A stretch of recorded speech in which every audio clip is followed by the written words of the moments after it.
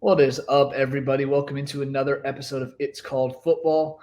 As always, Jerry Walker alongside me is Jackson Fyda. Jackson, interesting weekend of Premier League action. Super exciting midweek Champions League action. How are you feeling? How is the Thursday afternoon going for you? I'm still recovering from the rush of the last 2 days of Champions League because those games were crazy. But we'll get to that later. But yeah, what a couple of days that was. And we also had CONCACAF Champions Cup at night, which I was watching and Hey, watching. good job, Messi and company. Yeah, you really showed up in there. But no, it's been a great week of stuff. And as you said, we'll touch on the Champions League. First, we're going to wrap up what happened this past weekend in the Premier League. Look at the upcoming weekend. So there we go. First game, big game we had as our match of the week last week. Man United taking on Liverpool. And this one didn't disappoint at all.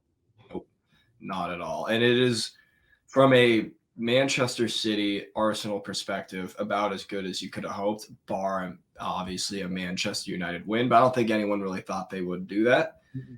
How about that goal for Manu? Oh my God. He is so unreal. 18 years old. Another former or future England international.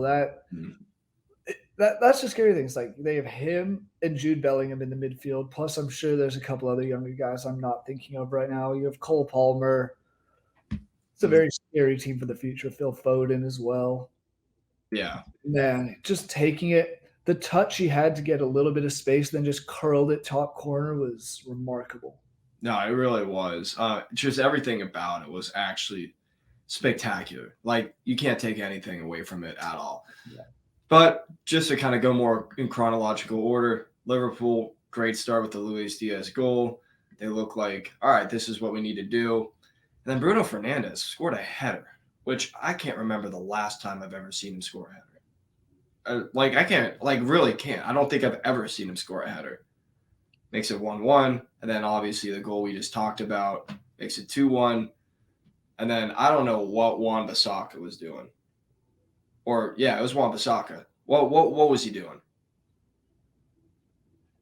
I have no idea. It was just a poorly timed tackle, and it's going to be a penalty as soon as it happens. It wasn't even close. Like it didn't even look like he was playing the ball. It looked like he just wanted to murder him. Yep. Like straight up, it looked like he wanted to murder him. Which why you would ever do that when you're up 2-1? I'm spacing on who he fouled, to be honest, but actually terrible. And then obviously Mo Salah is going to bury that. And I just want to correct you on one thing. The Bruno Fernandes goal, I don't think was a header. I think that was the one where he hit it from 45 yards out. Oh, the chip! Holy dude, I'm out of it right now. Holy crap! It was the chip. Some of the highlights, and I just recognized. I was, that was a goalkeeping mistake. If he wasn't out that far in the first place, which he probably shouldn't have been. Mm-hmm. No, yeah, you're totally right. I can't believe I just spaced that like that. I don't know what I was thinking about. But yeah, that dude, let's talk about that as well. First of all, the one touch, he hit that one touch. Yeah. From as far out as he was to chip. That's a great bit of skill. But like you said, goalkeeping catastrophe. I mean, you can't be doing that. And that's where not having Allison back there is notable. I know he was on the line. Oh, no, he wasn't on the roster this week again. Still injured. So, yeah, probably says mid-April, so maybe he'll be coming back, and that'd be a huge boost for Liverpool if he does come back. Mm-hmm. Great take by Bruno. No, I really was. In a while, and it's just a beautiful strike. And hey, props to Keller. He almost got to it, but I still think he would have been outside the box, so it probably would have been a penalty and a red card, or it would have been a free kick and a red card. So, yeah, I still think the one touch take is what's really remarkable. To hit that one touch is it is like a superb bit of technique, and I think a lot of people would see that and think, oh, I mean that looks pretty easy, but like it's a lot harder than it looks. Like to hit it from that far, because you got to get the distance, but to do it one touch, you don't set yourself, you kind of just hit it. It's incredible. Also, the Bruno Fernandes headed goal was from Chelsea. I can't believe I spaced it like that, but thank you for correcting me. What a goal. Yeah, yeah. And I just want to touch on the Luis Diaz goal because it's something we keep seeing time and time again, especially in this last week. Man U defending is Mhm. consistently atrocious. Luis Diaz, great play. It was a corner kick. Ball comes in. Someone sends it across to him, but he is standing unmarked on the 6 yard box line and just volleys the ball past everyone. Nothing anyone could do. How do you let that happen time and time again? I don't get it. No, I don't either. And I remember the analyst talking about it immediately right after as well and being like, how does this happen? How is he just that wide open? I don't know. Like, this has been a problem for them all year. It's Yeah. like a consistent problem. They just don't have any form of defensive structure. And if you don't believe that, they've conceded 46 goals, which is actually less than Aston Villa has, but still, that is a lot more than they should be Yeah. conceding. Aston Villa scored 66. Man U's only scored 45. So Exactly. there's that side of things that I don't know how you can be in the fight for a European spot With a while -1 goal difference. negative goal difference. And Yeah. now they're all like, maybe Man U will make it with this new Champions League coefficient where two teams get thrown in out of nowhere. If Man U gets thrown in the Champions League, it's a money grab and that's it. They don't deserve it. There's no way they deserve it. And again, defense has just been terrible. It looked like when they added Varane a while back that sure you can add some stability now. You could actually maybe have a strong defensive line, and that's just not at all what you see. It is shambolic to say the least when you watch them. You look at the players and it's a pure chaotic back four for this weekend. Wan Bissaka has his moments of goodness, but then he does something stupid and gives up a penalty, which Great slide tackler until he gets it wrong, and yep, that's yep. exactly. Harry Maguire, who we all know about him and how hit or miss a lot of times in Premier League it's miss he can be. Yeah.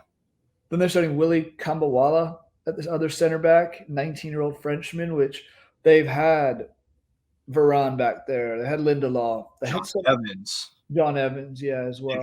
They've had Complete mess. And then Diego Dalot on the outside, and he seems like the only one that's stable at times. yeah, he's been good, but he's also made some very stupid mistakes, like the penalty against Chelsea. Yeah, it's one of those things like this entire back four has been just atrocious as of late. I don't know if they can fix it in time for anything to be done this season. We have the FA Cup semifinal next weekend, and Coventry playing Man U. The way Coventry's been scoring goals recently, and the way they attack, I could see them give this back four a little bit of an issue. No, they could. Coventry's banging in goals right now, aren't they? Like they're They have, actually flying pretty well. And I do think, obviously, you're missing Lisandro Martinez. Like, yeah, that's he would be starting. I was thinking of. Yeah, he would be starting if he wasn't injured. But even with him, I don't really feel confident in this back line at all. I just really don't. Ten Hag has to figure something out. Either you go and get different players, because Man U's got the money to go and do that. You go get different players to fit a set back four. Yeah, you also need to just create that back four culture. How is your back four or back line? Because maybe it isn't a back four, maybe it's a back three, maybe it's a back five, whatever it is. How is your defensive line going to be structured? How are you going to defend? It doesn't feel like they have any structure half the time. It doesn't feel like they have any plan on corner kicks. Are they man marking? Are they zonal marking? Answer is on set pieces. A lot of times they're not even marking. Yep. Like you've got. I think it does start with Ten Hag in that regard. You've got to instill the value that you're going to have in a back line. Because the reality is, if you want a strong team, you need to have a strong defensive line. And the fact that Manchester United is in sixth place with a -1 goal difference is truly remarkable.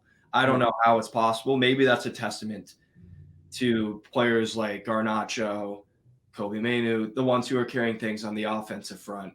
Because it goes completely to that point you're making of some players have just stepped up in spells. We saw Hoyland step up and score like 8 and 8 before he got hurt. Garnacho stepped up, and they're winning games 2-1, 4-3, 1-0, 3-2s. They're winning by 1 goal, so they're conceding, but they're also getting a lot of goals for themselves. So it's those things that they're finding ways to just get points, and it's just not enough. I think they might mathematically still have a chance at catching Aston Villa for 5th place, but they're 11 points back. So yeah, they're not going to move into the top 5. They're going to be battling for that 6th place spot agreed. with West Ham, Newcastle, and possibly Chelsea, because Chelsea with a win makes things really interesting with their game in hand. Oh, absolutely.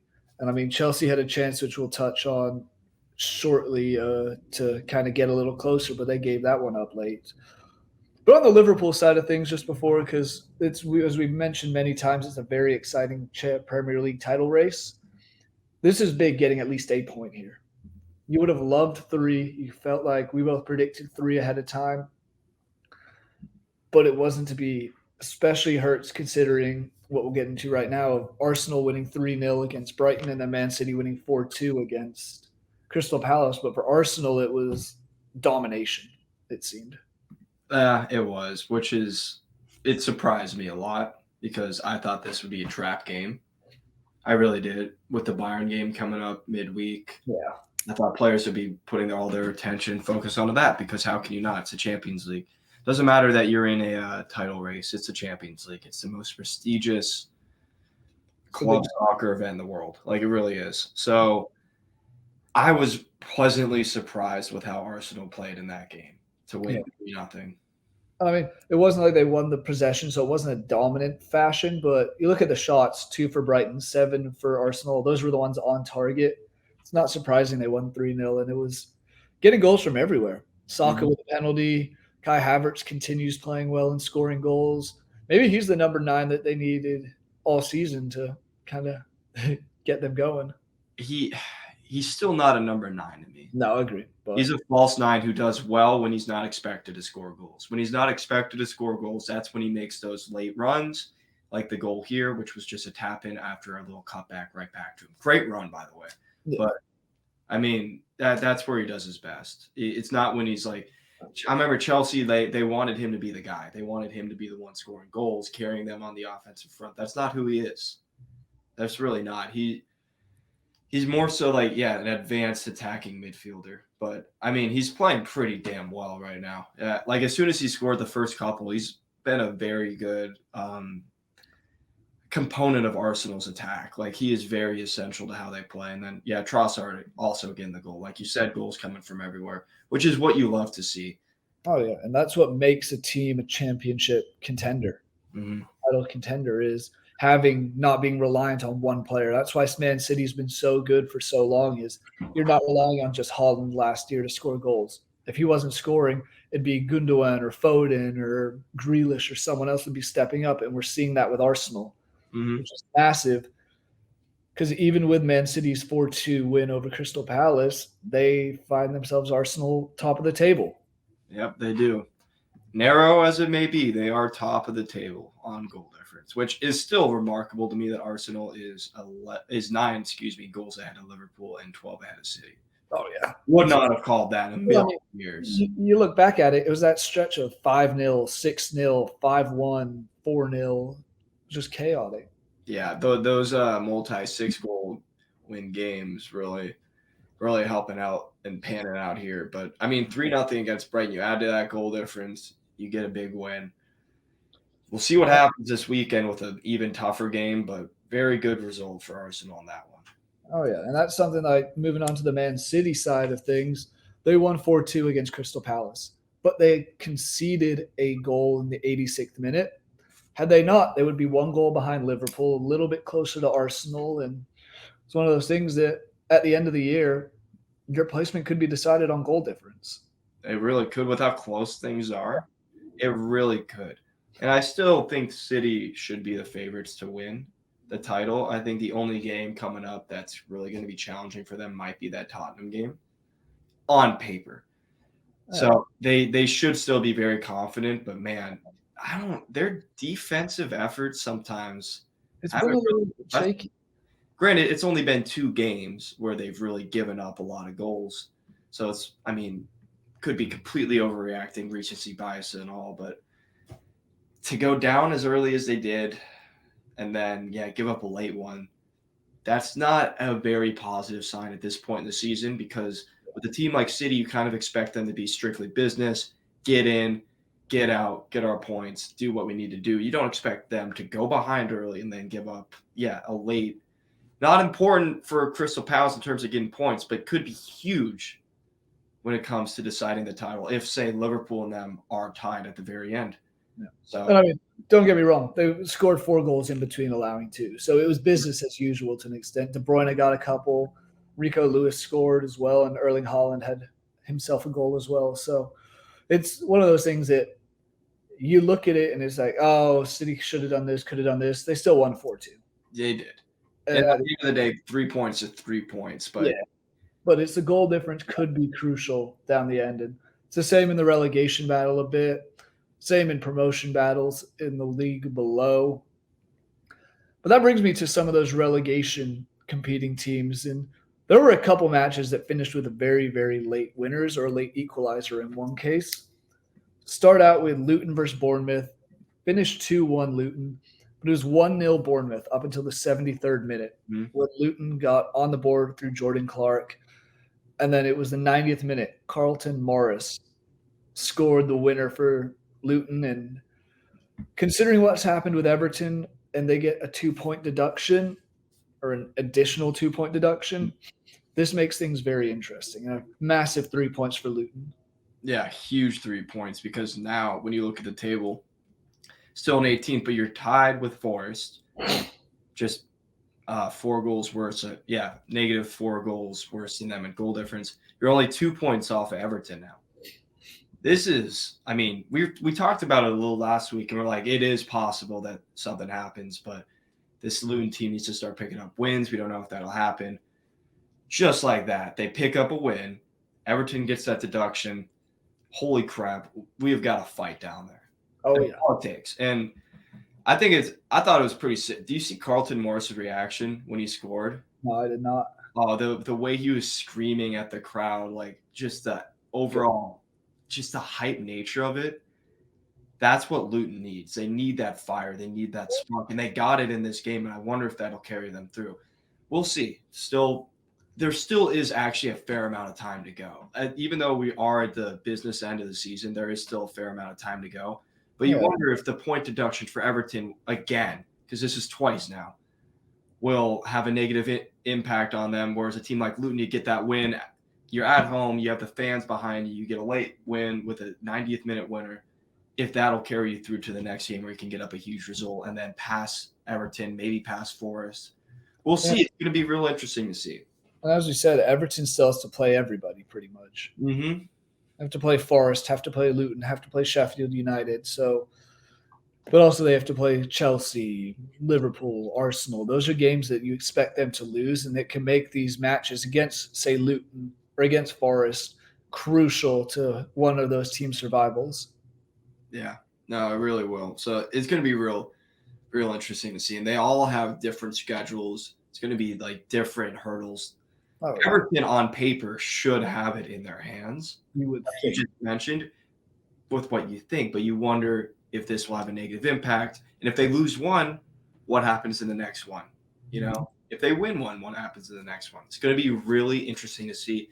And I honestly, if you had to tell me like I had to pick who's going down at this point, I couldn't tell you because there have been so many twists and turns in this relegation battle this year with point deductions and Luton somehow picking up big results, and then out of nowhere you look and look, Brentford is right there as well, only 4 points clear as well. Yeah. Didn't even realize they were there for half the time. Like there have just been so many, like it's honestly going to be just as much, okay, not just as much, but very like close to as fun as watching the title race. Oh, absolutely. Yeah. I mean, Brentford, you look at who they have to play, still Sheffield United, Luton, Everton, Bournemouth. A lot of stuff can still happen down there. And I still have a gut feeling that the 3 worst teams are the 3 at the bottom at the moment. Mm-hmm. But with, like you said, all the point deductions, crazier things have happened. I could maybe see Luton staying up, but I think they will end up going down. Mm-hmm. But you never know. We don't know if they're going to come out and beat Man City at the weekend or beat Brentford next week. That'd be awesome. Oh, fingers crossed, but that'd be absurd. Come out 6-0 thrashing. Yeah, just offensive freaking clinic. I mean, they would just need something like, and I know he announced his retirement from football this week, but Stuart Dallas, former Leeds player, he What a scored shout. 2. What? What a shout, I said. What a shout. Well, I'm saying it because during the COVID year, scored 2 against Man City, including a very late winner at the Etihad. Didn't mean much. I mean, we stayed up comfortably and they won the title, but you never know. Crazy things can happen in this sport. So something to think about. Another relegation battling side, one that we are convinced is already done for, Sheffield United. Got a point. Got a point from the depths of despair. McBurney, of all people, Oliver McBurney, scores a 93rd minute winner or equalizer to get a point from Chelsea. Kind of surprising. I just wanted to give a shout out there for the late goal because you don't expect Sheffield United to really pick up points much. No, and I'm tired of saying I think Poch has finally got things going the right way. I'm done saying it. What the hell? 2-2 against Sheffield United. You give up 2 goals. I can't figure this Chelsea team out right now, man. At times they look really good. Against Manchester City both times. They looked decent enough against Manchester United. Start thinking things are going well. Ship's starting to smooth a little sail, starting to sail a little smoothly. Wow, I am off right now. But then this happens. I don't know. I can't figure it out. I'm done. This has just been such a weird year with them. I don't know where to go. I mean, kind of expected, but like, damn. And it's a massive point loss for them because you get those 2 extra points. That would put Chelsea on 46 points. They still would have been in 9th place. They would have had maybe 1 more goal, so it'd be plus 4 goal difference. They have a match in hand over Man U, a match in hand over Newcastle, and 2 over West Ham, as you stand. So they win their match in hand. They suddenly jump up to 6th place. Instead, you draw, and now a win gets you still in 9th place because of a better goal difference by Newcastle. Yeah. Chelsea is still very much in the midst of things. They could be a little spicier for that European battle. Yeah, they could get a European spot, which would be remarkable considering how far they were off of it at one point. So, yeah, like you said, it could be a very the teams that they have left to play, they could be a team that messes up a lot of people. Have to play, we'll look at the relegation side, have to play Everton, as I said. Then they play Arsenal, Aston Villa, Tottenham, West Ham, all fighting for Europe and title in certain spots and placements. Play Brighton as well, Forest, all kind of involved in races of some sort. Brighton a little less so, but they're only a point behind Chelsea at the moment. They could have a chance to be a very impactful team. Yep, they really could. And there are a few of them out there who could be. Tottenham is probably the biggest one of all. Tottenham is. Yeah, and that's why this part of the season's so exciting to me because you have teams like that who can just mess everything up. So, I mean, as you mentioned, Tottenham, they have to play Arsenal, City, and Liverpool still. They could decide the title, and unfortunately, that probably means they're going to F it up for Arsenal, realistically. But realistically, that's what they would want to happen. Yeah, exactly. That's their dream right there. Just don't let Arsenal win it. I guarantee they'll do that. It's also the fact that Arsenal is at home for them. So it's at White Hart Lane or stadium formerly known as. Well, I forget is it just Hotspur Stadium now? I always consider it White Hart Lane still. Is it? Gosh, it's Tottenham Hotspur Stadium. Yeah. Like the old White Hart Lane. More character, less chaos in terms of technology and all that, but is what it is. Other one that had a late winner, kind of a not meaningless game because West Ham is involved in that race for European spots, but James Ward-Prowse gets an 84th minute winner after Lucas Paqueta gets the equalizer in the 82nd minute against Wolves. West Ham gets a big 3 points here. And like you said, they're still fighting for Europe. And I think before this game, I chose Wolves. I just felt really confident about them at home. So, I mean, West Ham, they did their job because they were down 1-0. And 84th minute winner, James Ward-Prowse, still think he was a fantastic signing. Looking back on it, I mean, that's huge for them and what they're trying to do because that right now leaves them still in 7th place, only 1 point off Man U. Granted, Newcastle and Man U have a game in hand compared to them. All you can do is win the games in front of you at this point. That's what they did in a pretty difficult environment. Wolves is a good team, and they were playing them on the road. They were down a goal, found a way to come back 2-1. Late minute winner always gives an extra bit of morale boost, I feel like, when you get that late minute winner. Because if you can do it late, that means you've got some resolve about you, and you can carry that into the next one. Yeah, it was a pretty exciting match as well because Wolves had a goal scored and then VAR ruled it out. I've watched it back multiple times, and I think they said he was offside. He didn't look offside to me, but they have those lines and all that technology, so maybe I don't trust them at all. We've seen the technology fail us many times before, so you can't be confident by it at all. But that's what it was ruled out for, was offside in the 99th minute. So that would have been a massive equalizer for him. Wasn't to be. One other match I want to touch on because it was, I think, the most exciting match this week in the end. Aston Villa and Brentford. Aston Villa do what they usually do at home and jump out to a 2-0 lead. At that point, I was kind of thinking, because they scored a minute. Hey, we've said time and time again, first 5 and last 5. Within the last 6 minutes from the end, I guess, of the first half, Ollie Watkins gets Villa on the board. Then Morgan Rogers scores a minute into the second half. You think that's over. Brentford then go and score 3 unanswered. Take a 3-2 lead.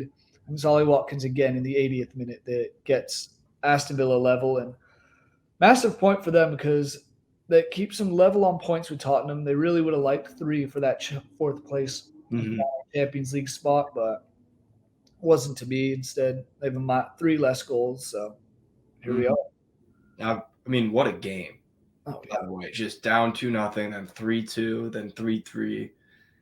What an absolute game. And I'm really sad I didn't actually get to watch this one. I was working, but it was on the TV where I work, so it was just following it. It looked like, in terms of chances created, a pretty even game. Obviously, Villa with more of the possession. You'd expect this out of Villa. But, 3-3, what a game. Yeah. And it was 3 shots on target for each team. So talk about taking your chances. And crazy thing for Brentford's side of the thing is when you think Brentford scored 3 goals, you immediately think Ivan Toney's probably done something and Neil Maupay as well. Yeah. Both of those guys came on as substitutions after the final Aston Villa goal. So they had no real play in anything. Yeah. That's impressive right there because, again, like you said, you always just assume like Ivan Toney's involved because he just is that kind of player. Even if he's not scoring goals, he's creating some crazy chances for his teammates, either with his on-ball control, with his passing, with his flair, like the Arsenal chance he created by just flicking the ball past the Arsenal back line. Would have been a fantastic goal. I always think about that when I think of the technical stuff you can do. So you always just assume something's being created from Ivan Toney, even if he's pulling players out of position because they're so focused on him. So the fact that they scored 3 goals, also remarkable that they scored these 3 goals after being 2 goals down, and they did it without their goal-scoring, creating talisman up front. Yeah, it was a big 3 point, especially as you mentioned, or a big point, especially as you mentioned, Brentford are only 4 points now clear of that relegation spot. So every little bit counts at this last part of the season. So it's going to be something to watch out for, and that might be a very big morale boost. But yeah, at the same time, conceded late, could have had 3 points. One of those things, Aston Villa, I wish them and Tottenham had one more match because that'd be great to see. But that makes them dangerous, and we'll touch on their upcoming match after we get through the Champions League stuff from this week. So hold on a second for that one. To the Champions League point, what a weekend that was, or midweek that was. Yeah, midweek, yeah. The quarterfinals did not disappoint at all. I'm just going to run through scores briefly, and we'll touch on each match because more so the first 2 because they're the 2 Premier League teams. But Arsenal, Bayern Munich at the Emirates, at the Emirates. That's at the Emirates. 2-2. What did you think of that one? How was your nerves? Because you said beforehand you were not confident one bit, and then Saka comes out and scores 12 minutes in. Yeah, which was a great way to get things started. We came out, Arsenal did, so well. Like, so well. The team was ready to go. And offensively, at least, and on the ball. We looked so good. We were dominant. Bayern didn't look like they had any answers. They the team that just lost 3-2 to Heidenheim after being up 2-0 at the weekend. Yeah. Looked like a shell of the Bayern teams we usually know. And then all of a sudden, we realized that Arsenal, in terms of transition defense, was abysmal on the day. Yeah. That it was actually terrible. I was watching it like, what are we doing? What is this defending? It was pathetic at times. It was pathetic, to say the least. And then Gnabry, of course, of all people, it has to be the former gunner who scored in the 18th minute after some horrible defending. And then Leroy Sané just absolutely worked Kivior in that first half. Absolutely worked him. That penalty was 100% a penalty. Yep. And I called it beforehand. Harry Kane scored a goal at the Emirates. It was a penalty, still a goal. 2-1. At this point, I knew if anyone was going to score, it would have been those two guys, a former Arsenal player. Yeah. His head was written in the stars. Yeah, it really was. Gnabry in his former home stadium, which I'm still just thinking generally here. I can't believe that he's become the player he is and that Arsenal had him and was just like tossing him aside at one point, basically. Because, man, we effed that up. If we had Gnabry on this team, holy crap. But he probably wouldn't be the same player. He needed to go to Germany to get his form. So, I mean, whatever. But still, at this point, 2-1 down, and I was like, what the hell? Because we came out so well. So well. Looked so good. So dominant. Like, not just good. We looked dominant. And at the end of the game, we had 60% possession, 13 shots. We looked like the better team. We just couldn't defend. Couldn't defend at all. Sané was freaking torching down that side. Like, absolutely torching. Couldn't handle him at all, which was crazy. And there was another play. He got through. I don't know what happened. But out of nowhere, Arsenal's in attack. Sané suddenly gets the ball. He's running, and there is no one back. No one back. The only reason he's caught was who made the play? Someone made the play, and then Ben White cleared it away, I think. I'm spacing on it. Someone got back, made the play.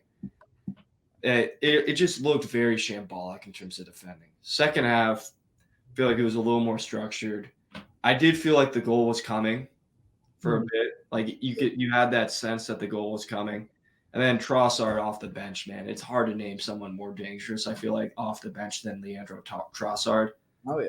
Yeah, I mean, the guy who got the assist also came off the bench in Gabriel Jesus. Mm-hmm. Which what an assist, by the way. He usually dances on the ball a little bit too much for my liking, but it worked like a charm that time. How he just put someone on the floor, put a Bayern defender on the floor, just laid it off. I thought he was going to cut again. Didn't do that, laid it off. And then Trossard did the rest, which was great.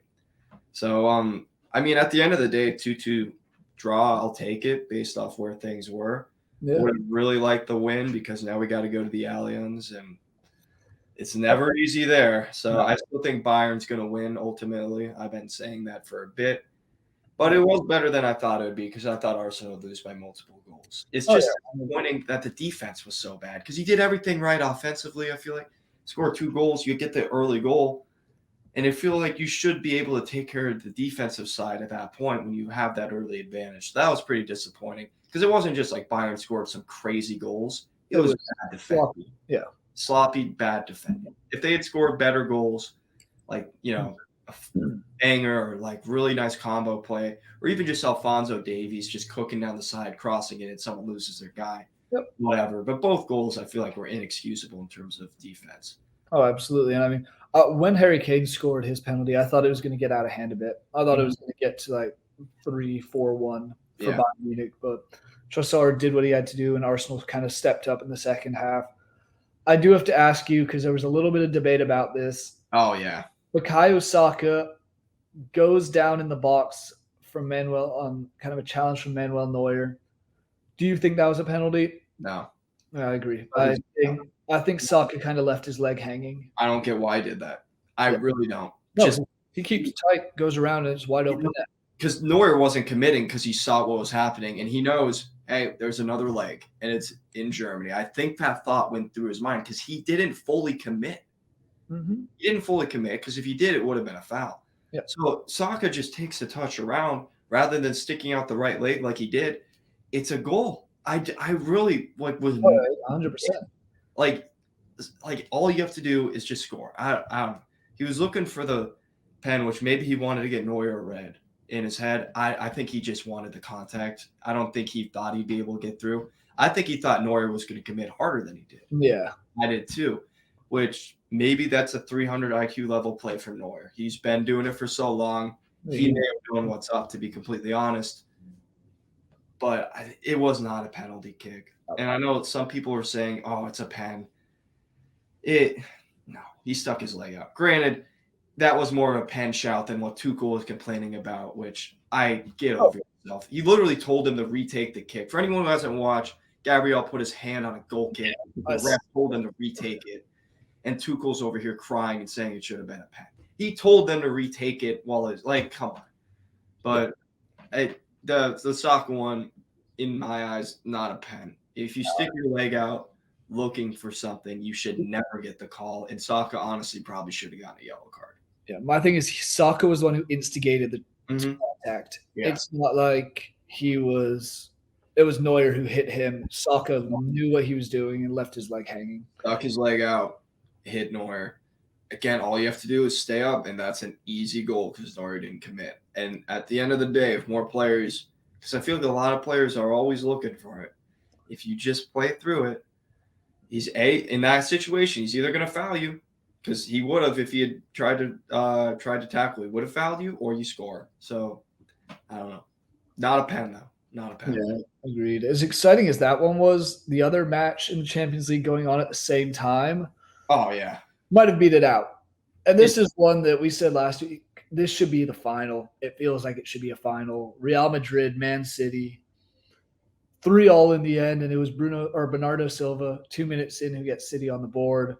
Ruben Diaz scores an own goal. Rodrigo scores a beautiful goal. 2-1 to the hosts, the Madridistas, going into the half. And Phil Foden. Have you seen it? Did you see the goals? God. As top bins could ever get. You look it up in the dictionary, the definition of top bins. That's the picture that comes up. Holy crap. Unreal. This dude is unreal. And we'll talk more about this after we go through the game, but holy crap, what a goal, man. Yeah. I mean, he's absolute freak. But then Gvardiol, I think, gets his first goal for Man City.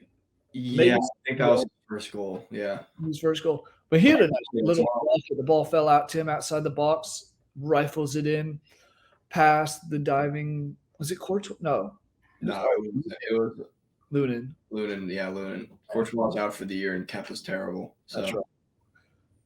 The 71st minute, looks like City might pull away, and then Valverde, another one of the youngsters. What a volley, by the way. That might have been just as good a goal as any of them.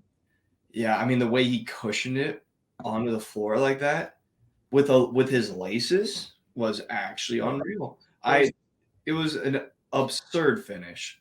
What a game, man. What a game. And like you said, this should be the final. These are the two best teams in Europe. Even if City doesn't win the league, I still think they are the best team in England. It's just one of those years. Indeed.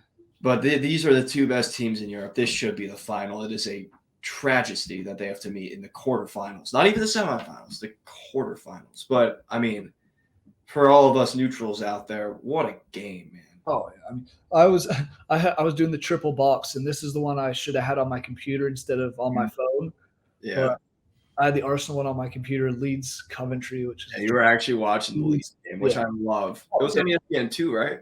Yeah, it was ESPN2 and ESPN Plus against Sunderland, and we were just his poor performance. I'm not getting into that because that'll leave me to a rant. Yeah. Well, man, this game was absurd. The amount of talent on both these teams. Erling Haaland was non-existent. That happens every once in a while to him. That was, to me, it seems when he plays a defender, in this case it's Rudiger, who is very physical in every aspect of it.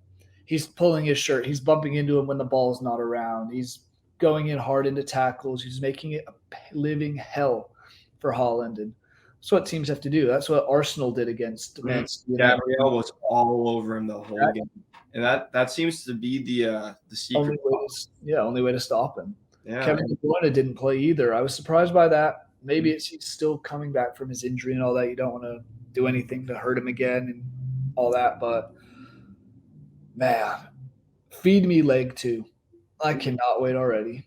I know. I'm so hyped, and it sucks that it's happening at the same time as a game I actually care about. But Oh, when Bayern's inevitably up 3-0, I'll just switch over the game. It's not going to be a problem. I also think it's tragic that they have it set up in a bracket style now for the rest of it Rather instead of than draw.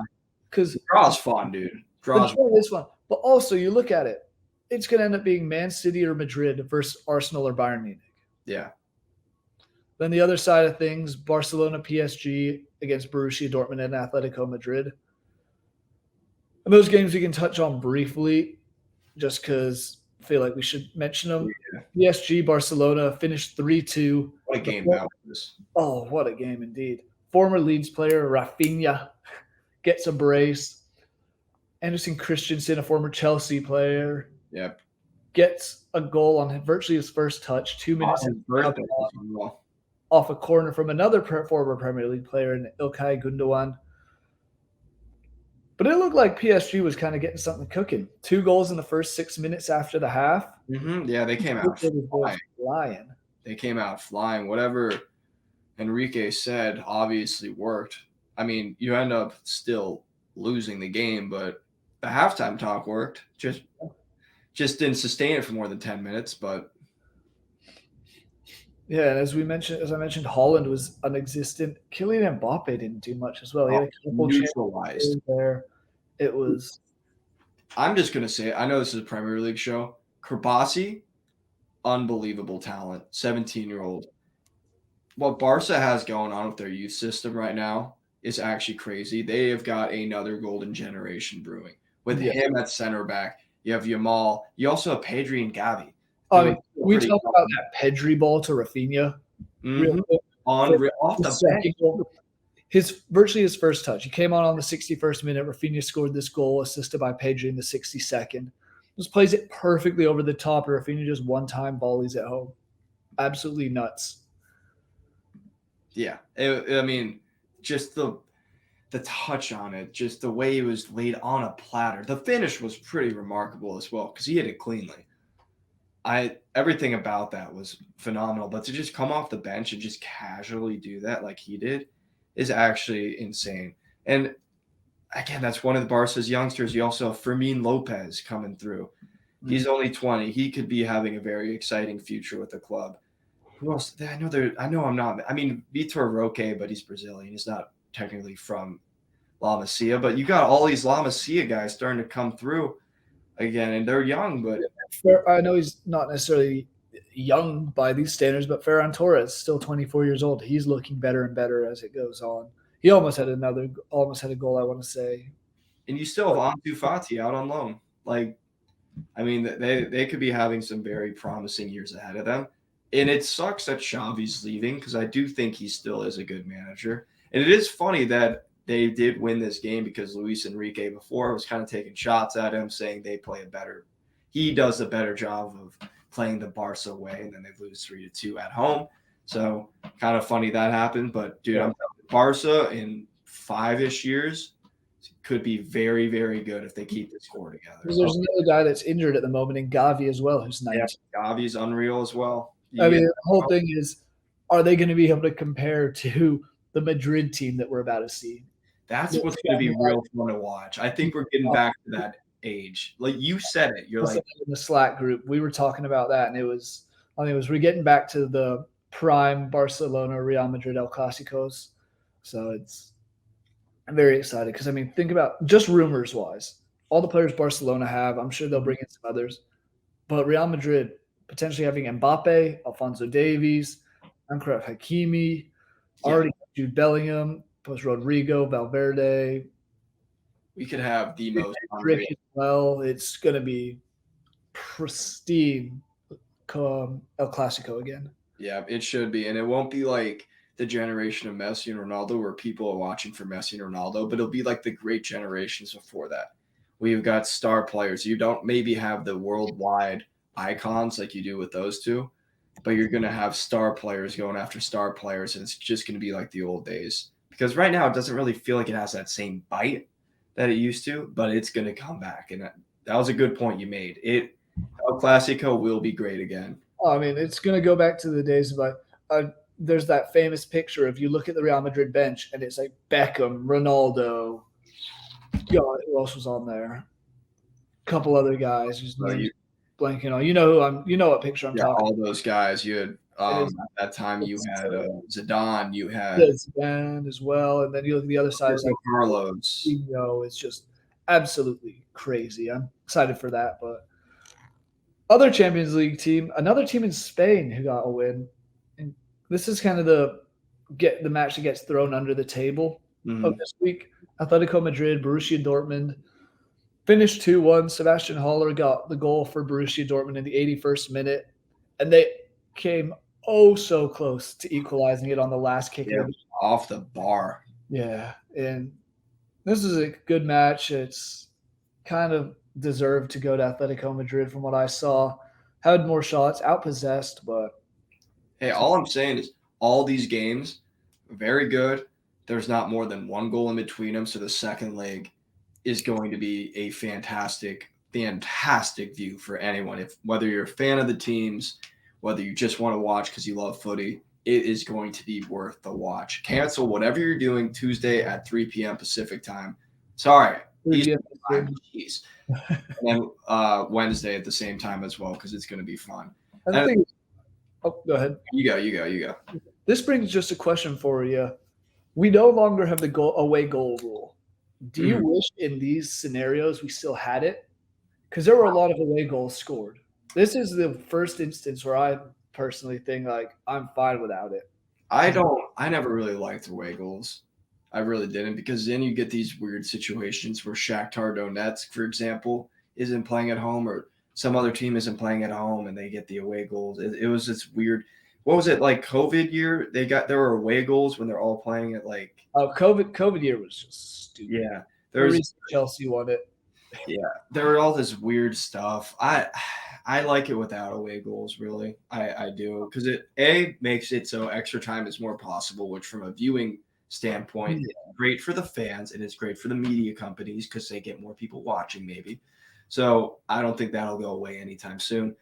I like it without away goals personally. I always have. Fair enough.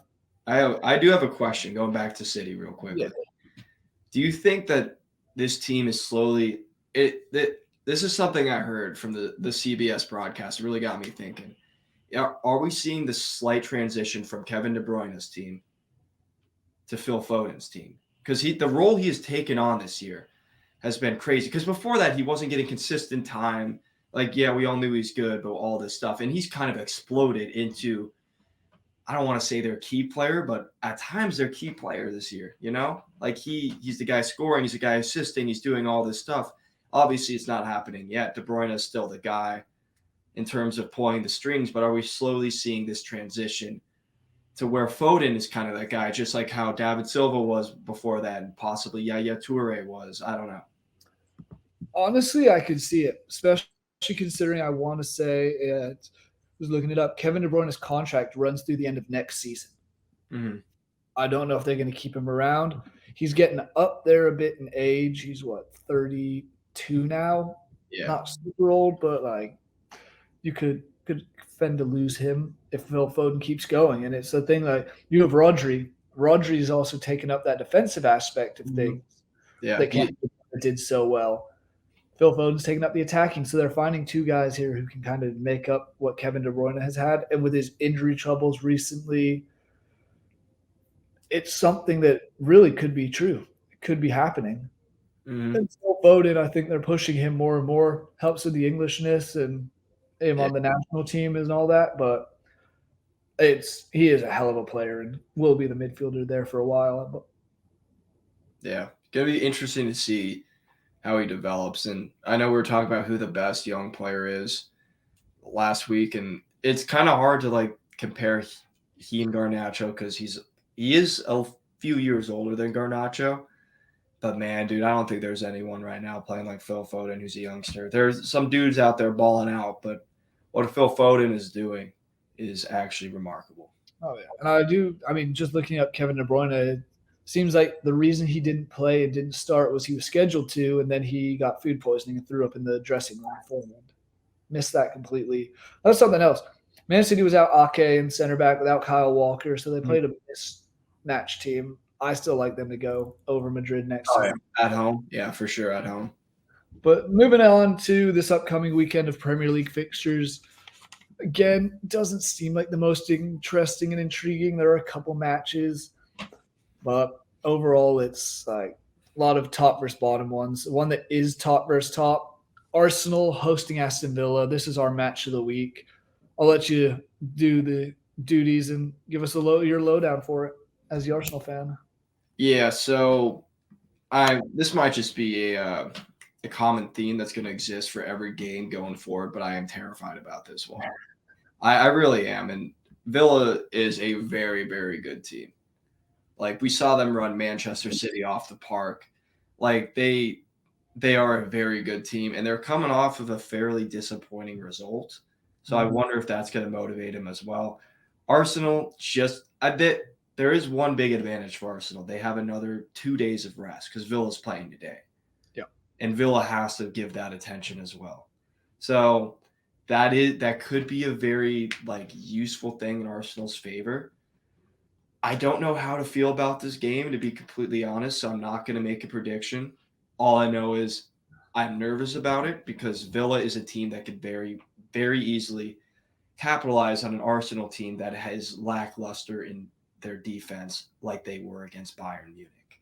So if they put all this focus towards what's going to happen next week in the second leg, Villa is a team that could very easily capitalize on it. And if Villa wasn't in Europe, I would say Villa would win this game. But because they're in Europe and they have 2 days less of rest, I don't know. It helps that Arsenal's at home. So you get those fans coming through. Yep. It's going to be interesting to see how Arteta rotates things, who he plays, who he doesn't play. Maybe you start Declan Rice on the bench. Maybe you start some other guys on the bench. But you still need to have your guys in. You still need Saka in there to create. You still need to win the game. You still need to win the game. Throw it away just for Champions League. It's the thing, but you need to find that balance because you don't want to. 4 matches in a week and a half is a lot. Yeah, it is. And do you throw Ramsdale in? I would say no, but we've seen him do that. I can see that happen. We've seen him do that, and I would say no just because Ramsdale, without a lot of playing time, and this would happen to just about everyone, is bound to make a mistake. You know?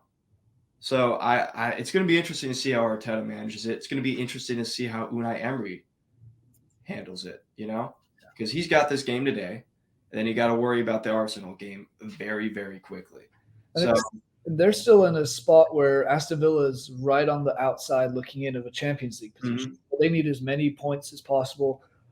Tottenham has a game in hand over them. So there's that where if Tottenham wins the game in hand, they both be on 32 matches played. Tottenham would have 63 points to Aston Villa 60. Tottenham also have a better goal difference. So this is a must win for both teams. And I think that benefits Arsenal. Yeah. I mean, you brought up the fact that Aston Villa can be a very good team, and they gave Man City troubles. They gave you guys troubles, won both those matches 1-0, but that was at Aston Villa. The reverse fixture that happened 2 matches ago for Villa, lost 4-1 at Man City.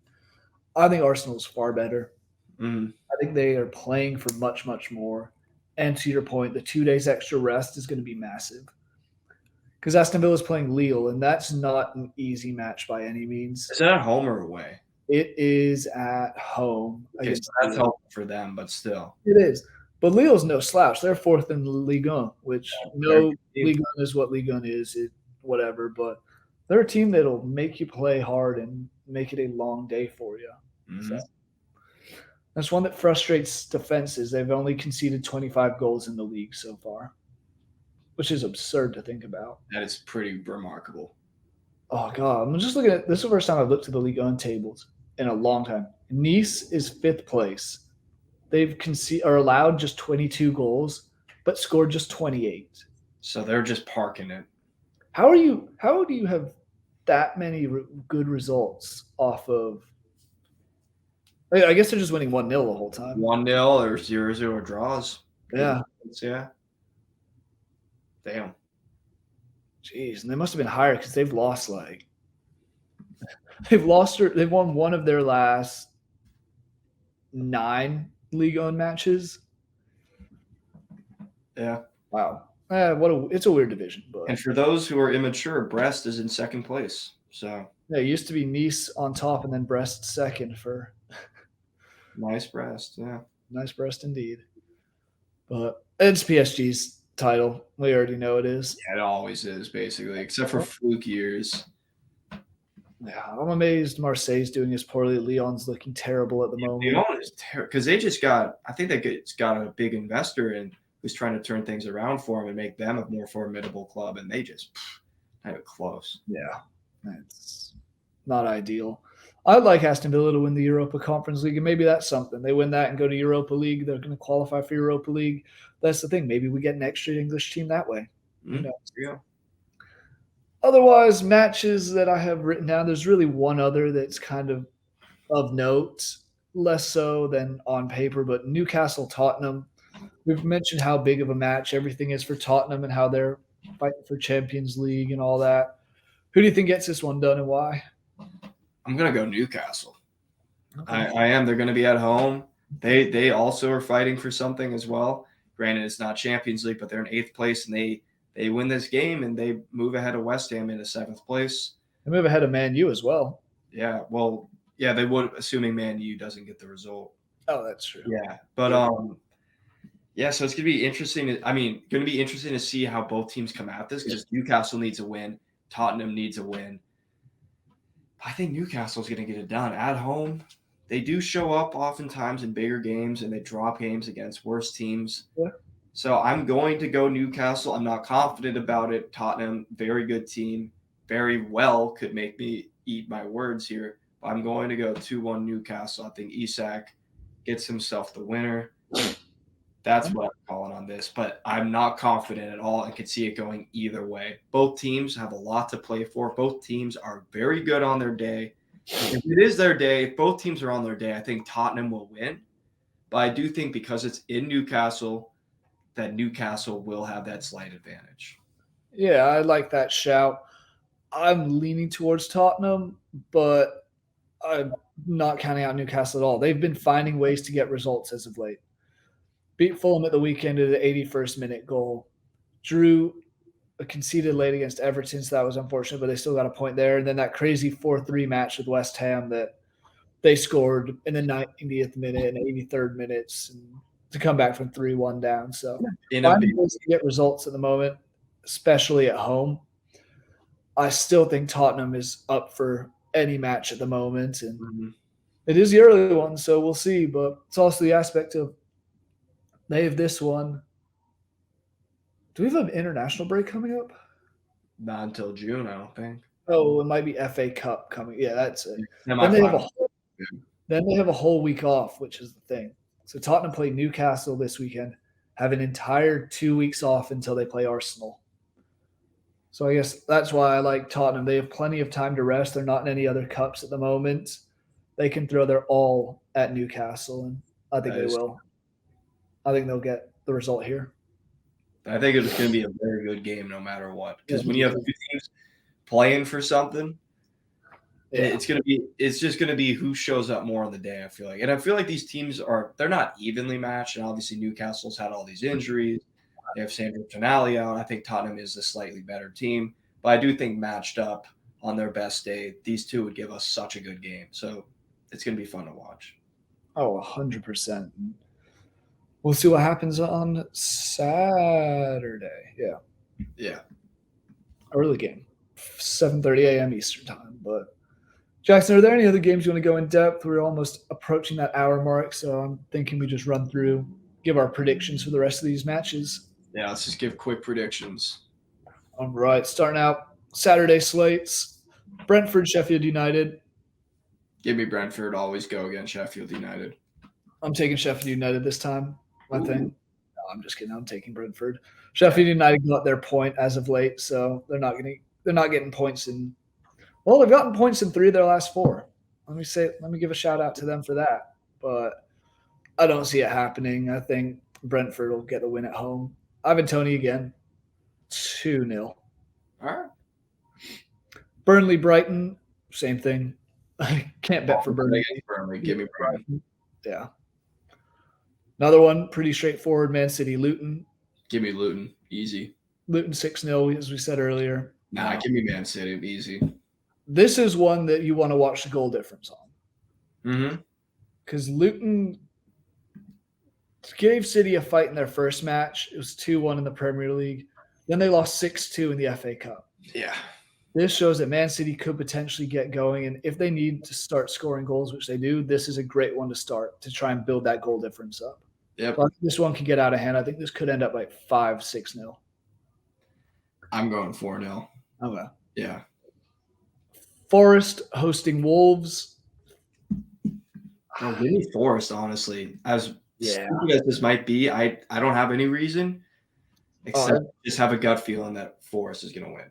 Yeah, my reason is Wolves have nothing to play for. Forest does. Yeah. And Forest is at home. They got the fans behind them. Yeah. They need this. They're tied with Luton. Luton's playing a team they're probably going to get smacked by. This is your huge chance to kind of give yourself a little bit more of a cushion.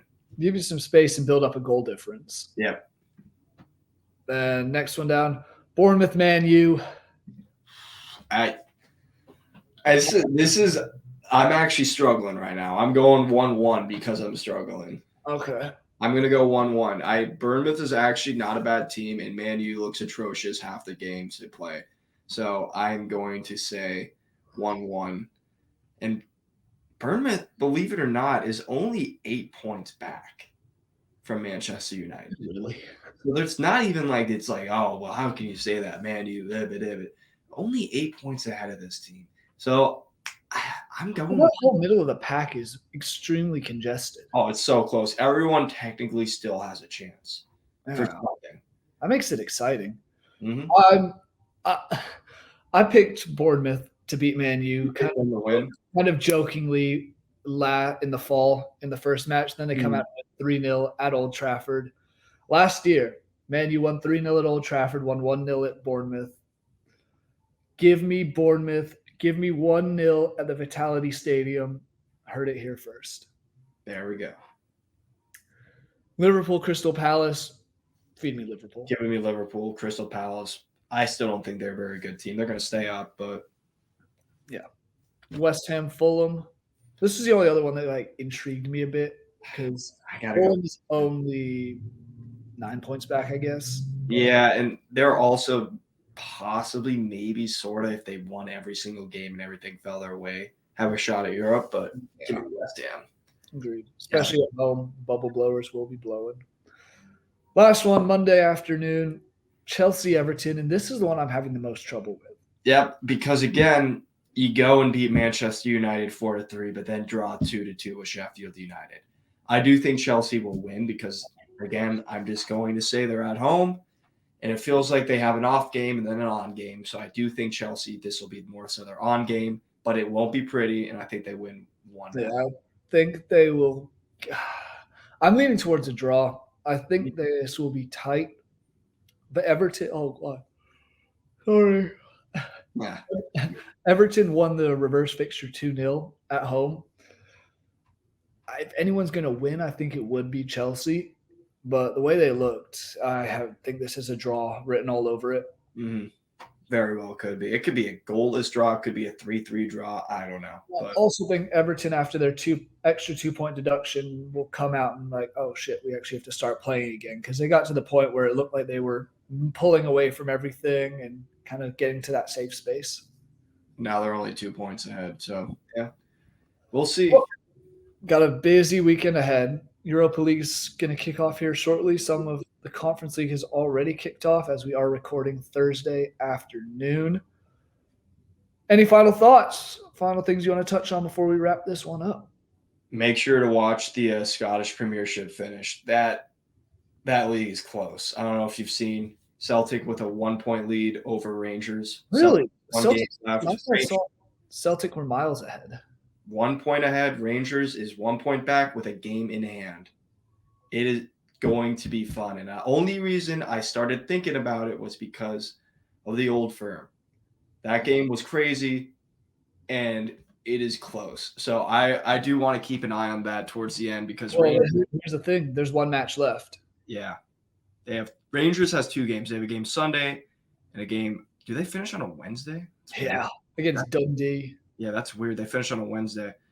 Oh, that's just riveting. Yeah, Celtic plays on Saturday. So if Celtic loses or draws and Rangers wins, it's title over. And so they play.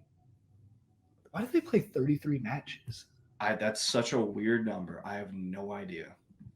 Sounds about right for the Scots, but yeah, they do their own thing over there. yeah, really Actually, no, that makes sense. 12 teams, 11. You play each 3 times. Oh, you play everyone 3 times. That does make sense. Okay, that makes more sense. Yeah. Oh, yep. Look at us go. Our math is. Yeah, that's why we do this. Math wizards. But 100%. I mean, you look at the Scottish Cup as well, because they're all still in that. Mhm. And those are 2 tasty fixtures. yeah, Rangers versus Hearts and Aberdeen versus Celtic. Oh, yeah, you're right. The Scottish League is entertaining. See, we only talk Premier League here, but there's a wide world of So many leagues that we follow. Yeah. Yeah, I mean, I still consistently say keep an eye on the championship race for the title there. No team wants to win that league. No. I'm telling you now. Everybody keeps losing or drawing between Leeds, Ipswich, and Leicester. I'm so nervous. I know you're more nervous up there, and I hate to admit this, but I'm a very loose fan of Sheffield Wednesday because as soon as they started playing like absolute ass, I just didn't even turn it on anymore. But they can stay up as well. They are tied with Huddersfield now to get out. Yeah.